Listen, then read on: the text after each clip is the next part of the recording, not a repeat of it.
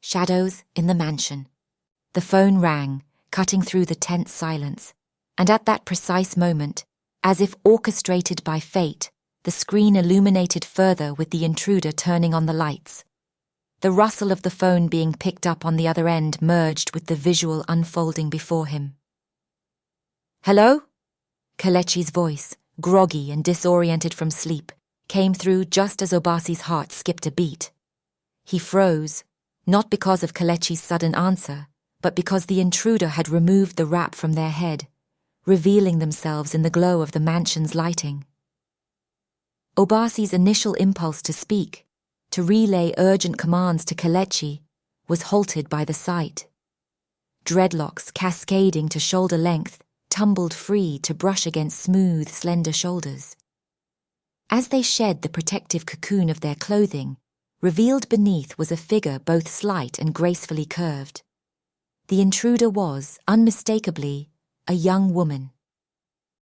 Obasi stood silently in the dimly lit corridor of his exotic art museum, his gaze lingering on a newly acquired piece, a striking Nigerian sculpture that spoke of resilience and strength. The quiet of the museum offered a stark contrast to the chaos of his personal life, a sanctuary where the only voices were those of the past, captured in wood, bronze, and paint. His museum in Orlando, Florida, a testament to his success and his heritage, was also a fortress, keeping the world, with all its potential for pain and betrayal, at bay. But Obasi was tired, the weight of his solitude heavier than the art pieces he so meticulously curated. His friends and colleagues had long since stopped trying to penetrate the walls he had erected around himself, accepting his stoic demeanor as an unchangeable fact of his nature. At first he had resisted their classification, but now, perhaps, in fact, they were right. Unchangeable, yes, immutable, detached, a man untouched by the whims of emotion. All true. Now that he had lost everything that had ever meant anything to him, his family, his wife, there was no point. Love, he mused, was but a fanciful construct, a diversion for those unwilling to confront the void of existence. His own refuge lay not in the illusory warmth of affection, but in the tangible, enduring presence of art. He adjusted the light and stood a solitary figure in the large room. Everyone else was already gone for the night, leaving him to his silent vigil. His attention was captivated once more by the art piece before him, a bronze sculpture titled Spirit Goddess. The piece, standing about 3 feet tall, depicted a woman clad in traditional Nigerian attire, her stance noble as one hand reached skyward, while the other cradled a calabash. This gesture, a symbol of sustenance and the nurturing spirit inherent in nature, resonated with a truth far deeper than any he had found in human connections. A Nigerian, American, for him this piece, this manifestation of devotion and skill, held meaning. The sculpture, he observed, was a masterpiece of the lost wax casting method, an ancient Nigerian art form renowned for its ability to capture exquisite detail. The fabric of the woman's garment was rendered with such precision that it seemed to echo the texture of real Nigerian textiles, each thread a testament to the artist's dedication. This was the embodiment of commitment, a clear indication that someone had poured their heart and soul into its creation. It was a labor, not just of skill, but of love, for the craft, for the culture, and for the story it sought to tell. This is worth something, not the so-called marriage that I once thought I had, he muttered. Following the devastating loss of his family in a fire that engulfed their home in Nigeria, Obasi found an unexpected solace in Karen, an American woman whose vibrant spirit contrasted sharply with his own reserved nature. Karen, with her bright laughter and fearless approach to life, seemed to pull Obasi from the depths of his grief, offering a semblance of happiness he hadn't dared to dream of again. Their whirlwind romance, fueled by a mutual attraction and Obasi's need for a connection, quickly led to marriage. However, as time passed, the fundamental differences in their personalities and expectations began to surface. Karen, who had been an ambitious account manager at his museum, struggled with the secondary roles she felt relegated to in Obasi's life. Her ambition, initially a trait Obasi admired, became a source of tension as she sought to assert her independence and identity within their relationship and his business. "Obasi, don't you see? I'm not just your wife. I have dreams too, ambitions that go beyond being in the shadow of your success," Karen had argued one night, her frustration boiling over. Obasi, entrenched in his work and the silent grief that never quite left him, found it increasingly difficult to bridge the gap growing between them. "Karen, I thought we were building this together, but all I've asked is for a bit of patience, a bit of understanding," he replied, the weariness in his voice mirroring the distance he felt. Their arguments became more frequent, the love that once bound them together fraying under the weight of unmet expectations and misunderstandings. The final straw came when Karen filed for divorce, a move that shocked Obasi to his core. The settlement, which saw Karen taking a significant portion of their shared assets, left a bitter taste. Yet it was the emotional betrayal that wounded Obasi the deepest. Despite the divorce, Karen remained a fixture in Obasi's life, partly due to her role within his company, a position she was too skilled to be dismissed from and one she refused to resign from. Her presence served as a constant reminder of what Obasi perceived as his failure, not just in marriage, but in his judgment of character. Yet, he had built his life around such shadows, turning grief into motivation, betrayal into a lesson in self-reliance. "I never wanted it to end this way, Obasi." "You must believe me," Karen confessed during an unexpected encounter in the quiet of the museum long after the divorce. The vulnerability in her eyes was something Obasi hadn't seen before, or perhaps had refused to see. "Yes," she said. "I admit the divorce had been driven by me, but I only did it because you know how much my independence means to me. You never gave me any recognition. You never saw me as a partner in every sense." Obasi, momentarily disarmed by her forthrightness and puzzled by the logic of her actions, felt as though he was standing at a pivotal juncture.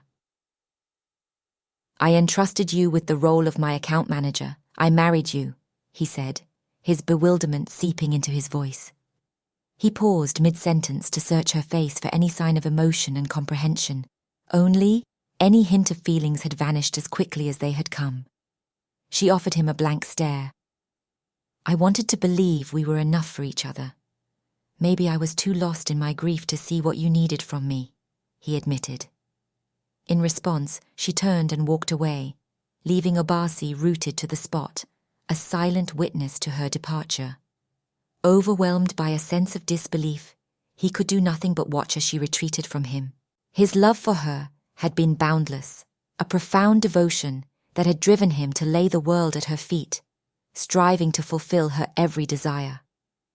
Yet, the pain that had clenched at his heart was unlike any he had known. Halting the flood of memories required a monumental effort on his part as he wrenched his thoughts back to the present moment.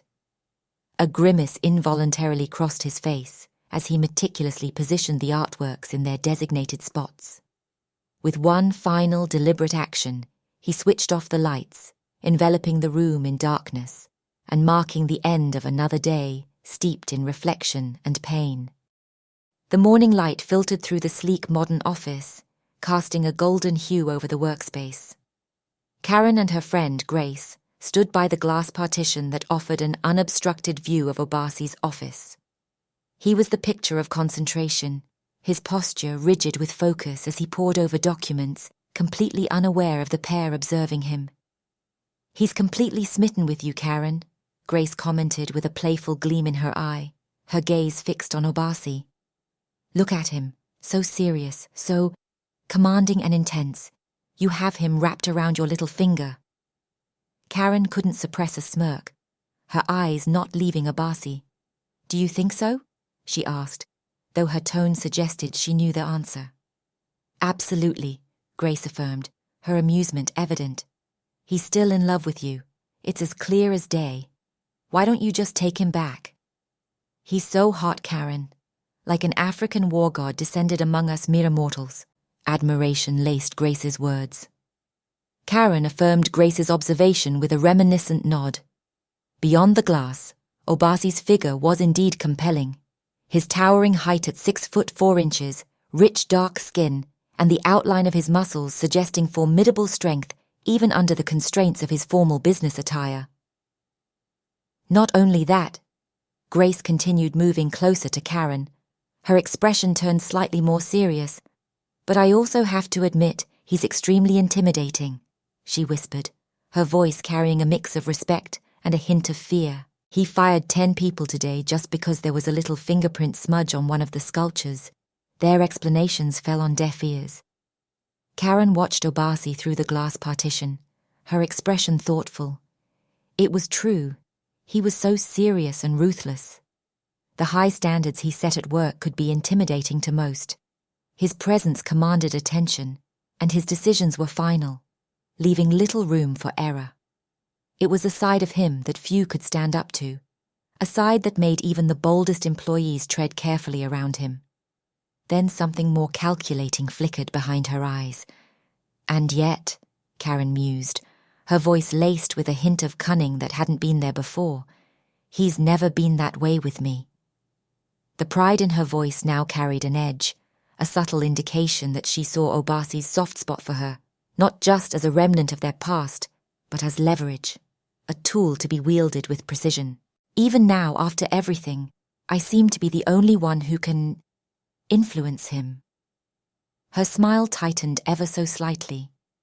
Grace nodded, perhaps missing the shift in Karen's demeanor, or choosing to ignore it.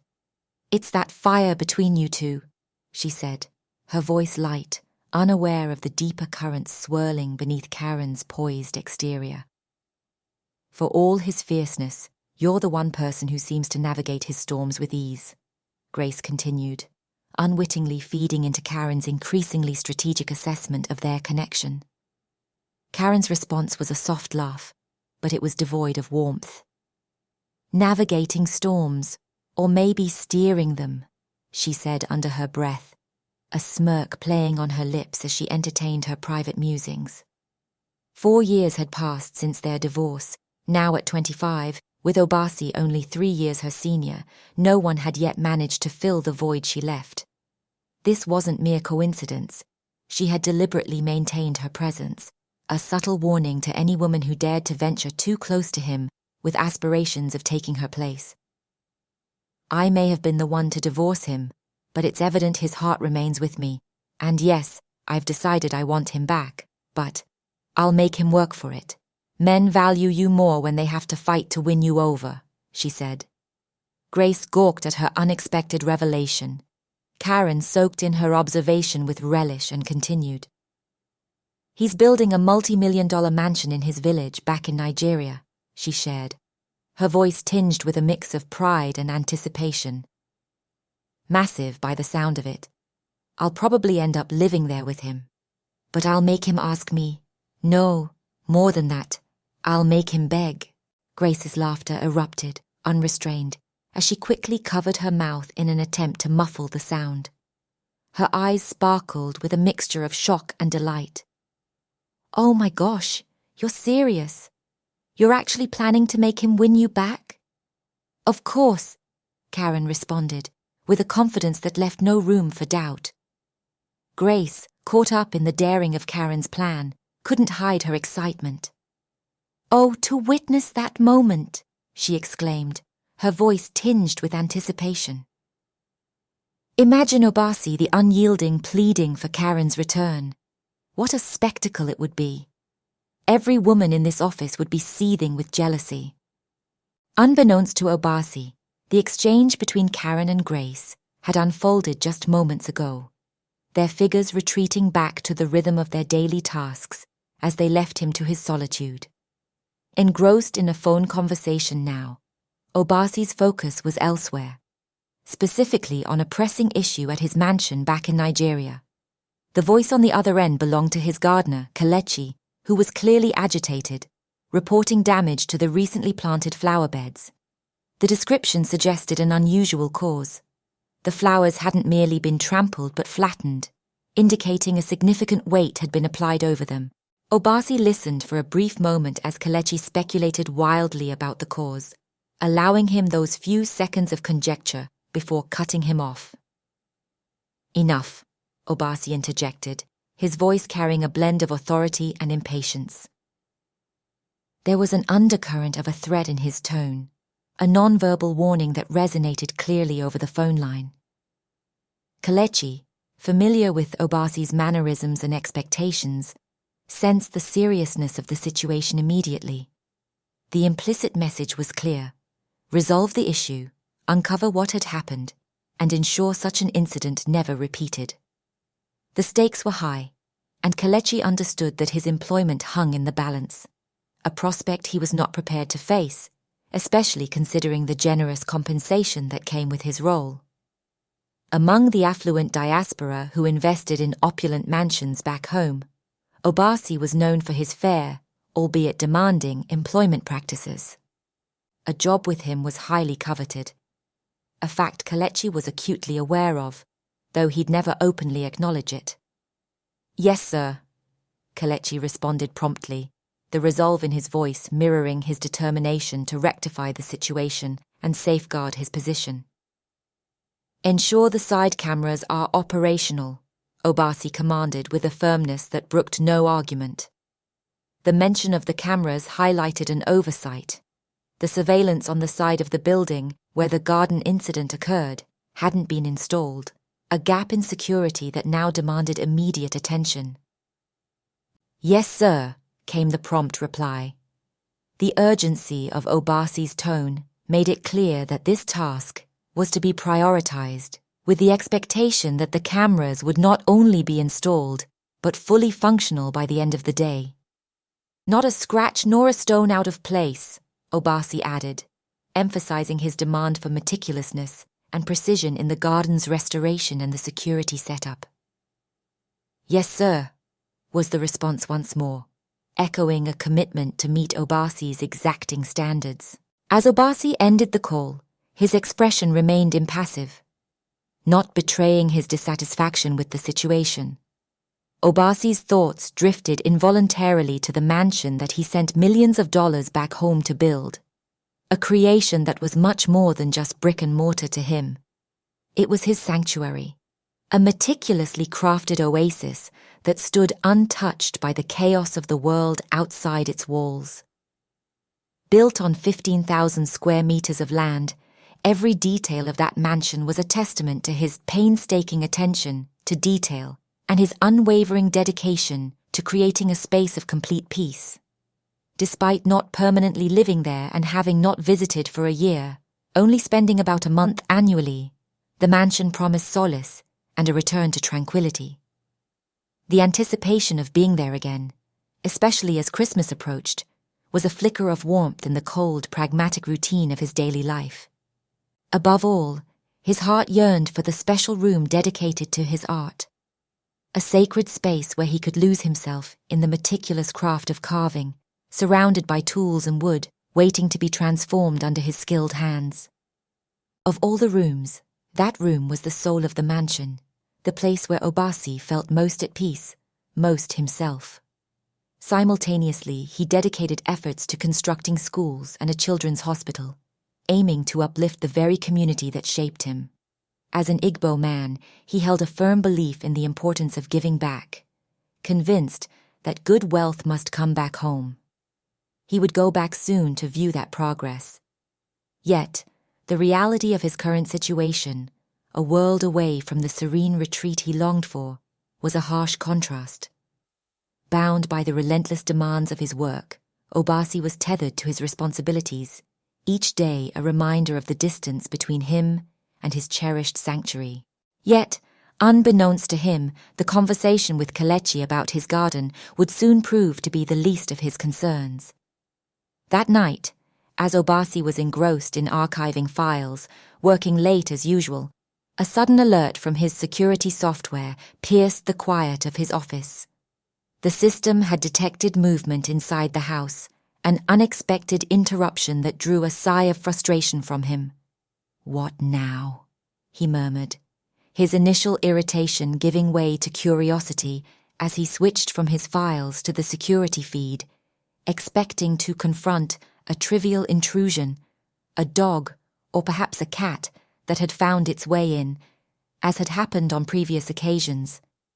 But as the live footage filled his screen, Obasi froze, his eyes widening in disbelief at the scene unfolding before him. This was no minor disturbance by a stray animal. The figure moving through his house, illuminated by the grainy glow of night vision cameras, was unmistakably human.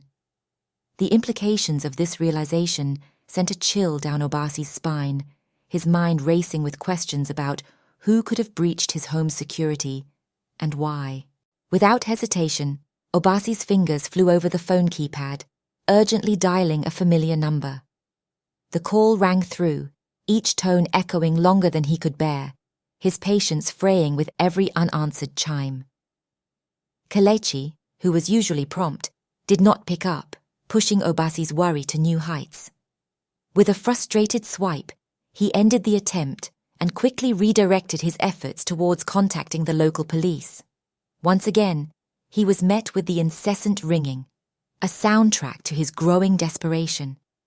Left with no choice, he could do nothing but gaze at the screen, his mind racing with scenarios of theft or vandalism that might be unfolding in real time within his home. The intrusion into his home. This sudden violation of his personal haven ignited a tumult of emotions within him. It was not just anger at the breach of security or the potential loss of possessions. It was a deeper, more visceral reaction to the disturbance of the peace he had so carefully curated. The very idea that someone could tarnish the sanctity of his oasis was unbearable, a stark violation of the solitude and perfection he had strived to create.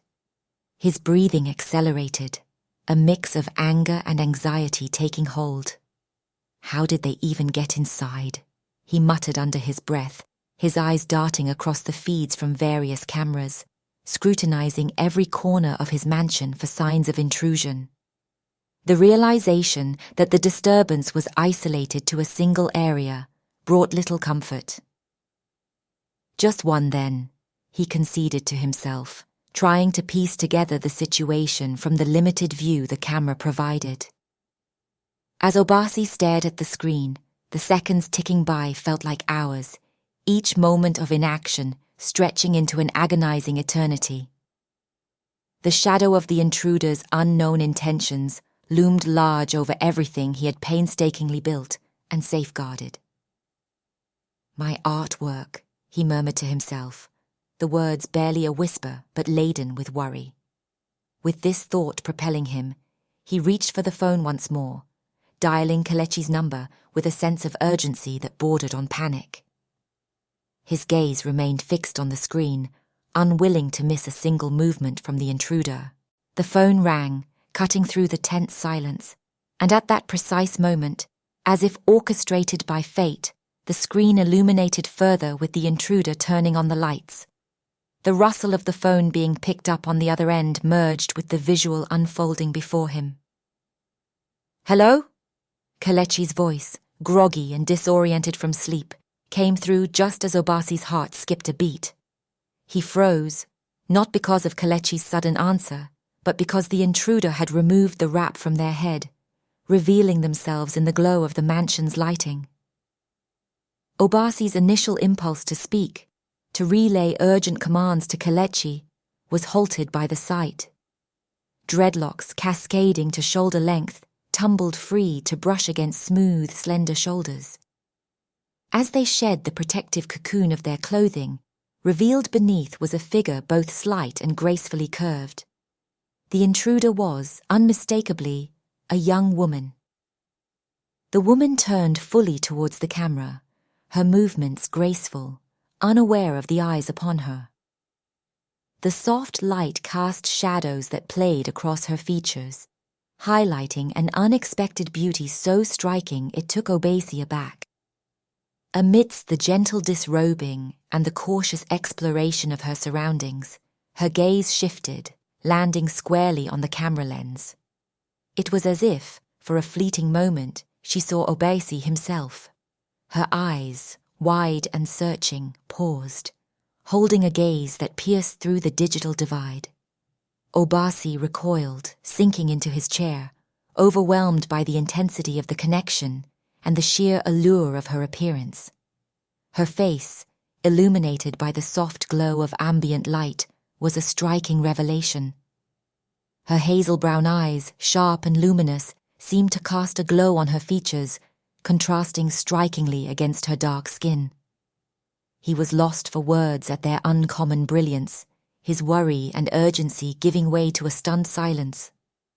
The situation was nothing like he had anticipated, and the sight before him upended every expectation. "Obasi, are you there? What's happening?" Kelechi's voice broke through his trance, filled with confusion and concern. Obasi cleared his throat, trying to regain his composure, his mind racing to reconcile the urgency of the situation with the unexpected turn it had taken. "Yes, I'm here," he finally managed to say, his voice steadier than he felt. "There's someone in my house," was the whisper he could manage. "What, sir?" Kelechi didn't hear him. For another long moment, Obasi remained mute. The revelation that the intruder was a young woman, seemingly more lost than threatening, shifted something within him. He removed the phone from his ear. "False alarm," he said and swiped the call away.